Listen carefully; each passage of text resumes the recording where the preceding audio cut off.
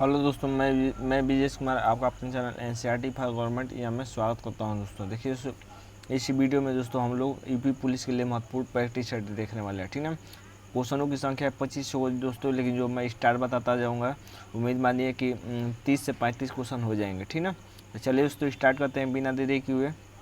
Video को last तक देखिए और एकदम एक सीट पका कीजिए। सभी क्वेश्चन जबरदस्त है दोस्तों, एकदम एग्जाम ओरिएंटेड क्वेश्चन है। ठीक है, तो देखते हैं दोस्तों पहला क्वेश्चन आज का 26 नंबर से कि यदि भारत का राष्ट्रपति पद त्याग करना चाहें तो वो अपना त्याग पत्र देगा, यानी अब वो अपना त्याग पत्र किसे देगा दोस्तों, अगर अपना त्याग देना चाहे राष्ट्रपति पद से। ठीक है, प्रधानमंत्री को, कि मुख्य न्यायाधीश को, कि उपराष्ट्रपति को, कि लोकसभा अध्यक्ष को। क्या हो जाएगा 26 का आंसर दोस्तों? तो 26 का ऑप्शन नंबर दोस्तों सी सही हो जाएगा दोस्तों, उपराष्ट्रपति को त्याग देगा। देखिए दोस्तों बहुत लोग मुख्य न्यायमूर्ति यानी मुख्य न्यायाधीश पर मारे होंगे, तो ये गलती हो जाएगा। ठीक है, देखिए दोस्तों शपथ दिलाता है मुख्य न्यायाधीश। शपथ कौन दिलाता है? इससे से ऊपर यानी राष्ट्रपति से ऊपर होता है मुख्य न्यायाधीश। मुख्य न्यायाधीश शपथ दिलाता है सुप्रीम कोर्ट का। लेकिन अगर बात करता है कि त्यागपत्र किसे देगा राष्ट्रपति, तो ये देता है उपराष्ट्रपति को। ठीक है, तो 26 का सी सही हो जाएगा। 27 देख लेते हैं दोस्तों कि भारतीय संविधान के किस संशोधन के द्वारा नरेशों की हस्तपाठिक तथा अन्य सुविधाओं को समाप्त किया गया? तो किस संशोधन के द्वारा? 25वां, 26वां, कि 27वां, कि 28वां? क्या हो जाएगा 27 का आंसर दोस्तों? 27 का ऑप्शन नंबर बी सही हो जाएगा। ठीक ना, 26वां। अगला देख लेते हैं दोस्तों 28 नंबर। 28 नंबर क्वेश्चन है कि अंतर्राष्ट्रीय कोर्ट ऑफ जस्टिस का प्रथम भारतीय अध्यक्ष कौन था? तो अंतर्राष्ट्रीय कोर्ट ऑफ जस्टिस का प्रथम भारतीय अध्यक्ष पूछ रहा है। JS वर्मा, SC सेन, नगेंद्र सिंह, की AP भडूचा? क्या हो जाएगा 28 का आंसर? तो 28 का ऑप्शन नंबर सी सही हो जाएगा दोस्तों। और याद रखिएगा दोस्तों, अगर आपसे पूछे दोस्तों कि भारत के प्रथम मुख्य न्यायाधीश कौन थे, तो प्रथम मुख्य न्यायाधीश थे दोस्तों HJ कानिया थे। ठीक ना, HJ कानिया थे प्रथम मुख्य न्यायाधीश, ये याद रखिएगा। ठीक ना, अगर ये दोस्तों पूछे आपसे कि सुप्रीम कोर्ट की पहली महिला जज कौन थी सुप्रीम कोर्ट की, तो ये थी फातिमा बीबी थी, फातिमा बीबी। तो ये दोनों क्वेश्चन याद रखिएगा, महत्वपूर्ण है। ठीक ना, फातिमा बीबी। अगला क्वेश्चन देख लेते हैं दोस्तों 29 नंबर क्वेश्चन देख लेते हैं। 29 है कि मतदाताओं को परिचय पत्र प्रदान करने की व्यवस्था किस में की गई है? तो किस में परिचय पत्र प्रदान किया जाता है? किसके द्वारा प्रदान किया जाता है? ठीक ना, किसी में ये निर्णय लिया गया था? भारतीय संविधान के 1958 के रिप्रेजेंटेशन एक्ट के द्वारा, 1975 के चुनाव कानून के संशोधन में, 1969 के चुनाव कानून के संशोधन से? क्या हो जाएगा 29 का आंसर दोस्तों? 29 का ऑप्शन नंबर सी सही हो जाएगा। 1975 के चुनाव कानून के संशोधन में दोस्तों ये निर्णय लिया गया कि मतदाताओं को परिचय प्रदान करने का निर्णय लिया गया। ठीक ना, व्यवस्था की गई है उसमें। 30 नंबर देख लेते हैं दोस्तों कि विधायिका सभा ने किस दिन संविधान स्वीकार किया? क्वेश्चन एग्जाम में अच्छे से पढ़िएगा कि क्या पूछ रहा है, स्वीकार पूछ रहा है। ठीक है, कि कब स्वीकार किया गया? ऑप्शन है दोस्तों कि 15/8/1947, की 26/1/1948, की 26/1/1950, की 26/11/1949? क्या हो जाएगा 30 का आंसर दोस्तों? 30 का आंसर हो जाएगा ऑप्शन नंबर डी। देखिए दोस्तों अगर पूछे आपसे कि कब स्वीकार किया गया तो हो जाएगा दोस्तों आंसर 26 नवंबर 1949 हो जाएगा। ये भी पूछे दोस्तों कि कब अंगीकृत किया गया, कब अंगीकृत किया गया दोस्तों संविधान को? एक मिनट, एक बार और लिख दे रहा हूँ, कब अंगीकृत किया गया? अंगीकृत किया गया तभी भी क्या होगा, देखिए मोबाइल से वीडियो बनाता हूँ तो थोड़ा लिखने में दिक्कत होता है। ठीक ना, तो समझ जाइएगा। तो कब अंगीकृत किया गया तो तभी होगा 26 नवंबर 1949 होगा। कब स्वीकार किया गया तभी 26 नवंबर 1949 होगा। कब बनकर तैयार हो गया संविधान तभी भी 26 नवंबर 1949 होगा। तो ये तीनों पॉइंट याद रखिएगा। ठीक ना, लेकिन दोस्तों अगर आपसे ये पूछे कि कब लागू हुआ था संविधान, कब लागू हुआ था, तो ये हो जाएगा आंसर 26 जनवरी 1950 हो जाएगा। ठीक ना, अगला देख लेते हैं दोस्तों 31 नंबर क्वेश्चन है कि भारतीय संविधान का शिल्पकार किसे कहा जाता है? तो भारतीय संविधान का शिल्पकार किसे कहा जाता है? राजेंद्र प्रसाद को, BB गिरी को, कि BR अम्बेडकर को, कि डॉक्टर S राधाकृष्णन को? क्या हो जाएगा दोस्तों 31 का आंसर? तो 31 का ऑप्शन नंबर सी सही हो जाएगा दोस्तों कि बी आर अम्बेडकर दोस्तों भारतीय संविधान का शिल्पकार कहा जाता है, ठीक ना। और याद रखिएगा महत्वपूर्ण दोस्तों, बी आर अम्बेडकर ने दोस्तों आर्टिकल 32 यानी अनुच्छेद 32 को दोस्तों भारतीय संविधान की आत्मा कहा है, ठीक ना। तो भारतीय संविधान की आत्मा किस आर्टिकल को कहा है दोस्तों, तो आर्टिकल 32 को भीमराव अम्बेडकर ने कहा है। 32 देख लेते हैं दोस्तों कि ध्रुवीय क्षेत्रों में चलने वाली अति प्रबल एवं बर्फीली पवनों को क्या कहा जाता है, महत्वपूर्ण है, क्या कहा जाता है, टाइफून कहा जाता है, टॉर्नेडो कहा जाता है, कि बर्फानी तूफान कहा जाता है, कि ध्रुवीय पवन कहा जाता है। 32 का क्या हो जाएगा आंसर दोस्तों, 32 का ऑप्शन नंबर सी सही हो जाएगा, ठीक ना, बर्फानी तूफान कहा जाता है। 33 देख लेते हैं दोस्तों, 33 नंबर है कि निम्न में से किसका प्रति घंटा वायु वेग सर्वाधिक होता है। तो किसका प्रति घंटा वायु वेग सर्वाधिक होता है दोस्तों, तूफान का, कि टाइफून का, कि टॉर्नेडो का, कि थंडर स्टॉर्म का। क्या हो जाएगा 33 का आंसर दोस्तों, 33 का ऑप्शन नंबर सी सही होगा, टॉर्नेडो का। टॉर्नेडो का दोस्तों प्रति घंटा वायु वेग सर्वाधिक होता है, ठीक ना। 34 देख लेते हैं दोस्तों, 34 है कि व्यापारिक पौने कहाँ से चलती है, बताइए कि व्यापारिक पौने कहाँ से चलती है, विषुवतीय निम्न दाब से, ध्रुवीय उच्च दाब से, उपोष्ण उच्च दाब से, कि अधो ध्रुवीय निम्न दाब से। 34 का क्या हो जाएगा आंसर दोस्तों, तो 34 का दोस्तों ऑप्शन नंबर सी सही हो जाएगा, ठीक ना। ऑप्शन नंबर सी सही हो जाएगा दोस्तों कि उपोष्ण उच्च दाब से दोस्तों व्यापारिक पौने चलती है, ठीक ना। व्यापारिक पौने दोस्तों किस अक्षांश पर चलती है, ये भी याद रखिएगा दोस्तों।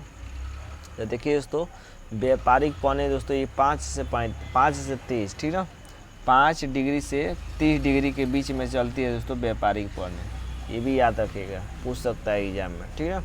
अगर पछुआ पौने पूछे दोस्तों कि पछुआ पौने किस अक्षांश पर चलती है दोस्तों, तो पछुआ पौने दोस्तों ये 35 से 60 डिग्री के अक्षांश पर चलती है, ठीक है। और एक याद रखिएगा कि असो अक्षांश पूछे अगर आपसे कि असो अक्षांश कितने डिग्री पर चलते हैं, तो असो अक्षांश दोस्तों याद रखिएगा कि 30 से 35 डिग्री पर चलते हैं असो अक्षांश, ठीक ना। ये महत्वपूर्ण पॉइंट है दोस्तों, इसको याद रखिएगा, महत्वपूर्ण है। और डोल्ड्रम भी याद रखिएगा कि 5 डिग्री दक्षिण से 5 डिग्री उत्तर की ओर दोस्तों ये चलते हैं डोल्ड्रम। 5 डिग्री दक्षिण से लेकर 5 डिग्री उत्तर की ओर डोल्ड्रम चलते हैं। थल समीर और समुद्र समीर बनने का कारण क्या है, बताइए। ऑप्शन है दोस्तों चालन, संवहन, विकिरण की ज्वार भाटा। 35 का क्या हो जाएगा दोस्तों, 35 का दोस्तों ऑप्शन नंबर ए सही हो जाएगा, चालन, ठीक ना। 35 का ऑप्शन नंबर ए सही हो जाएगा। अगला देख लेते हैं दोस्तों 37 नंबर, 35 हो गया। 36 देख लेते हैं कि वायुमंडल में सबसे अधिक किस गैस का प्रतिशत है, सबसे ज़्यादा गैस कौन सी है, कार्बन है, नाइट्रोजन है, कि ऑक्सीजन है, कि हाइड्रोजन है। क्या हो जाएगा 36 का आंसर दोस्तों, तो 36 का ऑप्शन नंबर बी सही हो जाएगा, नाइट्रोजन सबसे ज़्यादा है 78%, ठीक है। एग्जाम में खूब पूछता है दोस्तों कि चौथे नंबर पर कौन सी गैस पाई जाती है, तो चौथे नंबर पर दोस्तों कार्बन डाइऑक्साइड गैस पाई जाती है, ठीक ना, ये याद रखिएगा। अगला देख लेते हैं 37 नंबर कि टॉर्नेडो बहुत प्रबल उष्णकटिबंधीय चक्रवात है, कैरिबियन सागर में, कि चीन सागर में, कि अरब सागर में, कि श्याम सागर में। क्या हो जाएगा 37 का आंसर दोस्तों, तो 37 का ऑप्शन नंबर ए से हो जाएगा, कैरिबियन सागर में। 38 देख लेते हैं दोस्तों, 38 है कि वायु का निम्न तापमान कब अंकित किया जा सकता है, तो वायु का निम्न तापमान कब अंकित किया जा सकता है, ठीक ना। सूर्योदय के ठीक पूर्व, की अर्धरात्रि में, कि प्रातः 3 बजे की किसी भी समय। 38 का क्या हो जाएगा आंसर दोस्तों, तो 38 का ऑप्शन नंबर ए सही हो जाएगा दोस्तों, सूर्योदय के ठीक पूर्व अंकित किया जाता है दोस्तों वायु का निम्न तापमान। 39 देख लेते हैं कि निम्न ऊंचाई पर पाया जाने वाला मेघ है, निम्न ऊंचाई पर पाया जाने वाला मेघ कौन है, पछाव मेघ है, वर्षा मेघ है, कपासी मेघ है, या स्तरी मेघ है। क्या हो जाएगा 39 का आंसर दोस्तों, 39 का दोस्तों ऑप्शन नंबर बी से हो जाएगा, वर्षा मेघ है, ठीक ना। 40 नंबर देख लेते हैं दोस्तों, 40 नंबर है कि चक्रवातों की उत्पत्ति सर्वाधिक संख्या में होती है, चक्रवातों की उत्पत्ति सर्वाधिक संख्या में होती है विषुवत रेखा पर, कि 60 डिग्री उत्तरी अक्षांश पर, कि 60 डिग्री दक्षिणी अक्षांश पर, कि 40 डिग्री दक्षिणी अक्षांश पर। क्या हो जाएगा 40 का आंसर दोस्तों, 40 का ऑप्शन नंबर सी से हो जाएगा, ठीक ना। 60 डिग्री दक्षिणी अक्षांश पर दोस्तों चक्रवातों की उत्पत्ति सर्वाधिक होती है, सर्वाधिक संख्या में होती है। सदाबहार वन पाए जाते हैं, बताइए, ये तो आसान है। विषुवतीय क्षेत्र में कि सवाना क्षेत्र में कि टुंड्रा क्षेत्र में कि मानसूनी क्षेत्र में? क्या हो जाएगा 41 का आंसर दोस्तों? तो 41 का ऑप्शन नंबर ए से हो जाएगा दोस्तों, विषुवतीय क्षेत्र में। विषुवतीय क्षेत्र यानी भूमध्य रेखा के आसपास दोस्तों ये सदाबहार वन पाए जाते हैं। 42 देख लेते हैं दोस्तों कि वेनेजुएला के घास के मैदान को क्या कहते हैं? बताइए, वेनेजुएला के घास के मैदान को क्या कहते हैं दोस्तों? पेरी कहते हैं कि लानूज कहते हैं कि पंपास कहते हैं कि डाउन्स कहते हैं? क्या हो जाएगा 42 का आंसर दोस्तों? तो 42 का दोस्तों ऑप्शन नंबर बी से हो जाएगा, लानूज कहते हैं, ठीक है। तो वेनेजुएला के घास के मैदान को लानूज कहते हैं, ऑस्ट्रेलिया के घास के मैदान को दोस्तों डाउन्स कहते हैं, ठीक ना। और दोस्तों पंपास की बात करते हैं तो पंपास अर्जेंटीना के घास के मैदान को कहते हैं दोस्तों पंपास, ठीक ना, अर्जेंटीना। प्रेरी के घास के मैदान को क्या कहते हैं दोस्तों? किस देश के घास के मैदान को प्रेरी कहते हैं? ये कमेंट बॉक्स में आपको बताना है, एक होमवर्क है, ज़रूर बताइएगा, ठीक ना। 43 देख लेते हैं दोस्तों कि संरचनात्मक बेरोजगारी किस कारण उत्पन्न होती है? अपस्फीति की दशा के कारण, कि भारी उद्योग की ओर झुकाव के कारण, कि कच्चे पदार्थों की कमी के कारण, कि अपर्याप्त उत्पादक क्षमता के कारण? क्या हो जाएगा 43 का आंसर दोस्तों? तो 43 का ऑप्शन नंबर डी से हो जाएगा, अपर्याप्त उत्पादक क्षमता के कारण दोस्तों संरचनात्मक बेरोजगारी उत्पन्न होती है। 44 देख लेते हैं दोस्तों कि कलकत्ता स्टॉक एक्सचेंज स्थित है कहाँ पे? वॉल स्ट्रीट में, लियोन्स रेंज में, दलाल स्ट्रीट में, कि नेताजी सुभाष रोड में है? 44 का क्या हो जाएगा आंसर दोस्तों? तो 44 का ऑप्शन नंबर डी से हो जाएगा, नेताजी सुभाष रोड में है दोस्तों कलकत्ता स्टॉक एक्सचेंज स्थित है। 45 देख लेते हैं कि कोई अर्थव्यवस्था टेक ऑफ अव्यवस्था में होती है जब? कोई अर्थव्यवस्था टेक ऑफ अव्यवस्था में होती है जब सभी नियंत्रण हटा दिए जाएं, अर्थव्यवस्था का क्षय होने वाला हो, कि अर्थव्यवस्था स्थित हो, कि स्थैतिक विकास प्रारंभ हो? क्या हो जाएगा 45 का आंसर? तो 45 का ऑप्शन नंबर डी से हो जाएगा, ऑप्शन नंबर डी से हो जाएगा कि स्थैतिक विकास प्रारंभ हो। 46 दे लेते हैं कि सार्क आंदोलन किस उद्देश्य से प्रारंभ किया गया था? बताइए कि सार्क आंदोलन किस उद्देश्य से प्रारंभ किया गया था? क्षेत्रीय सहयोग के लिए, कि सामरिक गठबंधन के लिए, कि सांस्कृतिक मेलजोल के लिए, कि राजनीतिक ध्रुवीकरण के लिए? क्या हो जाएगा 46 का आंसर दोस्तों? तो 46 का ऑप्शन नंबर ए सही हो जाएगा दोस्तों कि क्षेत्रीय सहयोग के लिए दोस्तों सार्क आंदोलन का प्रारंभ किया गया था, ठीक ना। बात करते हैं सार्क की दोस्तों, तो सार्क के बारे में याद रखिएगा। देखिए सार्क की स्थापना कब हुई थी दोस्तों? तो 1985 में हुई थी, ठीक ना, 1985। पूरा डेट पे याद रख सकते हैं, 8 दिसंबर 1985 को सार्क की स्थापना हुई थी। सार्क में कितने देश है दोस्तों? तो 8 देश है। सार्क में दोस्तों 8 देश हैं और इसका मुख्यालय कहाँ है दोस्तों? तो नेपाल के काठमांडू में इसका मुख्यालय है सार्क का मुख्यालय नेपाल के काठमांडू में है, ठीक ना। 8 देशों का नाम बता दे रहा हूँ दोस्तों, सुन लीजिए।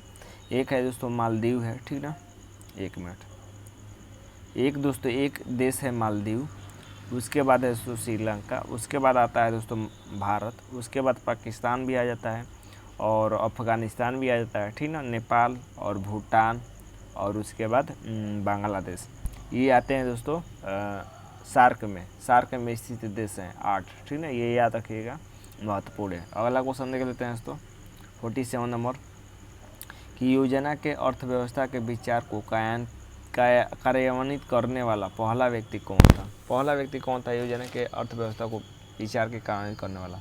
जवाहरलाल नेहरू, जोसेफ स्टालिन, कि मार्शल टिटो, की माओ से तुंग? क्या हो जाएगा 47 का आंसर? तो 47 का ऑप्शन नंबर बी से हो जाएगा, जोसेफ स्टालिन था। 48 देख लेते हैं कि स्टेट ड्यूटी क्या है? बताइए स्टेट ड्यूटी क्या है? मातृभूमि के प्रति कर्तव्य, अपने घर जायदाद के प्रति कर्तव्य, एक प्रकार का राज कर, की इनमें से कोई नहीं? 48 का क्या हो जाएगा आंसर? तो 48 का ऑप्शन नंबर सी से हो जाएगा दोस्तों, एक प्रकार का राज कर है। 9 देख लेते हैं कि भारत में करेंसी नोट पर उसका मूल्य कितनी भाषाओं में लिखा होता है? बताइए भारत के करेंसी नोट पर उसका मूल्य कितनी भाषाओं में लिखा होता है? 12 की, 15 की, 18 की, 10? ये महत्वपूर्ण क्वेश्चन है। 49 का क्या हो जाएगा आंसर? तो 49 का ऑप्शन नंबर बी से हो जाएगा दोस्तों कि 15 भाषाओं में लिखा होता है।